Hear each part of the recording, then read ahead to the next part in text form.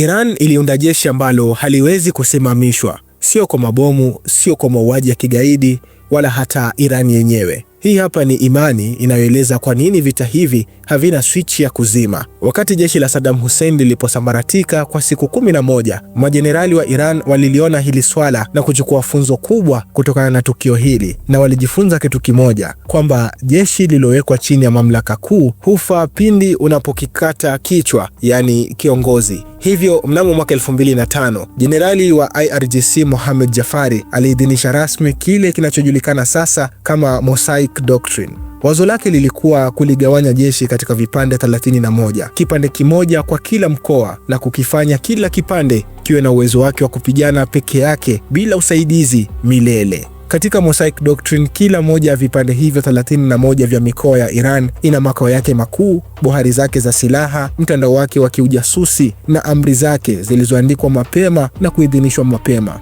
Amri hizo huanza kufanya kazi pindi tu mamlaka kuu inapokaa kimya, yaani ikiwa hakuna mawasiliano yanayotoka Tehran, hakuna amri kutoka kwa kiongozi mkuu.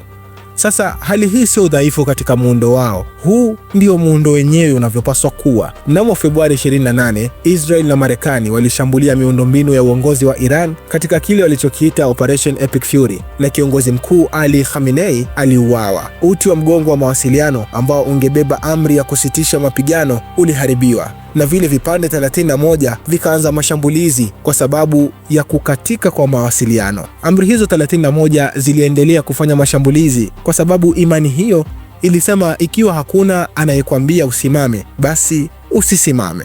Hata Hamas, shirika ambalo Iran imelipa silaha kwa miaka 17, limeiomba Tehran hadharani kuacha kushambulia nchi jirani. Umoja wa mapambano, yani Axis of Resistance, unabishana hadharani kwa mara ya kwanza tangu ulipoundwa, kwa sababu hata washirika wa Iran sasa wanaelewa kile ambacho wabunifu wa imani hiyo hawakuwahi kukiweka. Hakuna switch ya kuzima katika vita hivi. Mfumo huu uliundwa ili kuendelea kuishi bila operator. Hata operator akipotea, mashini bado ina uwezo wa kufanya kazi. Hii sio vita ambayo Iran inapigana kushinda. Hii ni vita ambayo Iran haiwezi tena kuisitisha.